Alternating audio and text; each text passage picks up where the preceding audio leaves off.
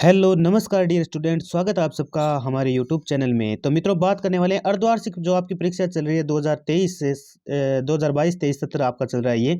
तो 22-23 की बात नहीं कर रहे हैं, ये गलती से लिखा गया है। बात करने वाले हैं 2023 के पेपर की। ये आपका पेपर है 2023 का, गलती से यहाँ पर 22 छप गया है। और कक्षा 10वीं की बात कर रहे हैं, सामाजिक विज्ञान का ये पेपर आपका विषय है। और ये जो प्रश्न मैं आपको बताने वाला हूँ, आपके 100% लगभग आपको यही प्रश्न मिलने वाले हैं।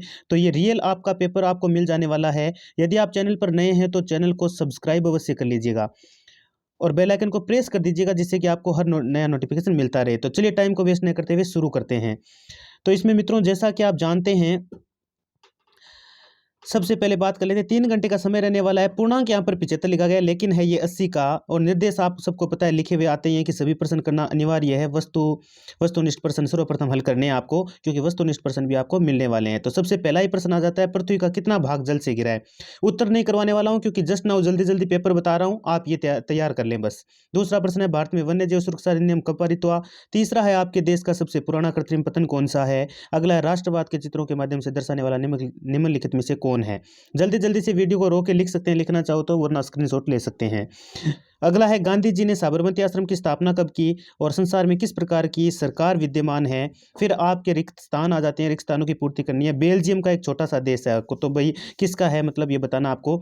और भारतीय संविधान ने भारत को राज्यों घोषित किया है, इसमें क्या भरना है वो देख लीजिए अपने हिसाब से। भारत में औसतन एक स्त्री एक पुरुष की तुलना में रोजाना ज्यादा काम करती है, इसमें अपने हिसाब से देख लीजिएगा। तो ये आपके वो हैं खाली स्थान, ठीक है। देख सकते हैं एक एक प्रश्न को मैं आपको दिखा रहा हूं। आगे तीसरा प्रश्न आ जाता है, जिसमें एक शब्द और वाक्य में उत्तर देना है। पहला प्रश्न है, मानस बाग रिजर्व कहाँ स्थित है। तो वो देख लीजिएगा कहाँ स्थित है, आपको याद होना चाहिए, क्योंकि मैं तो सामाजिक से बिलोंग नहीं करता, मैं तो हूँ मैथमेटिक्स का।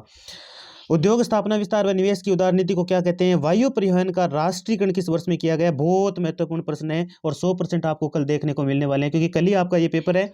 धर्म के आधार पर भेदभाव न करने वाले व्यक्ति को क्या कहते हैं। अगला प्रश्न है, 2011 की जनगणना के अनुसार पुरुष व महिला में अनुपात क्या था। उससे अगला है, कृषि तथा उद्योग एक दूसरे के पूरक हैं कैसे। और भारतीय रेल नेटवर्क को 14 जोन क्षेत्रों में बांटा गया। ये पीछे वाले के जो पीछे 2-3 प्रश्न गए, उनके उत्तर भी साथ में लेके आया हूं मैं यहाँ पर। और अगला है, देखो, संसाधन से क्या आशय। संसाधन से क्या आशय, संसाधन क्या है। मृदा संरक्षण से आप क्या समझते हैं, अथवा में इसके। अगला है, पारिस्थितिक तंत्र से क्या तात्पर्य है, और अथवा में अभ्यारण्य किसे कहते हैं। और फिर है, जल संरक्षण के लिए कृषि क्षेत्र में क्रांति की आवश्यकता है। अथवा में प्रश्न है, नगद व व्यापारिक फसलों से आप क्या समझते हैं। 9वां प्रश्न आपका, बॉक्साइट का उपयोग बताइए, कोई 2 उपयोग बताने हैं। 10वां प्रश्न है, उदारवाद का अर्थ बताइए, और इसी के अथवा में दिया गया बहिष्कार से क्या आशय है। फिर अगला है आपका, कॉर्न लॉ क्या था। कॉर्न लॉ क्या था, लॉ आपका पढ़ा हुआ है तो बता दीजिएगा। औद्योगिक उत्पादन से क्या आशय है। पंचांग से क्या आशय है, और संघीय सरकार किसे कहते हैं। अगला प्रश्न इसके अथवा में। 13वां प्रश्न कहता है, गठबंधन सरकार से क्या आशय है। फिर अगला है, दल बदल क्या है। आम चुनाव से क्या तात्पर्य है। फिर लोकतंत्र में निर्णय लेने में देरी क्यों होती है।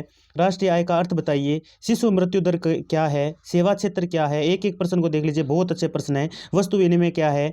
जलोढ़ एवं काली मिट्टी में अंतर स्पष्ट कीजिए। अगला प्रश्न, जैव विविधता क्या है, ये मानव जीवन के लिए क्यों महत्वपूर्ण है। कृष्णा गोदावरी विवाद के बारे में बताइए। खाद्यान्न फसलों से क्या तात्पर्य। खरीफ और रबी की फसलों में अंतर स्पष्ट कीजिए। बहुत ही अच्छे से प्रश्न आपके। निम्नलिखित में से अंतर बताइए। परिवहन तथा संचार के साधनों में बंदरगाह व पतन में अंतर।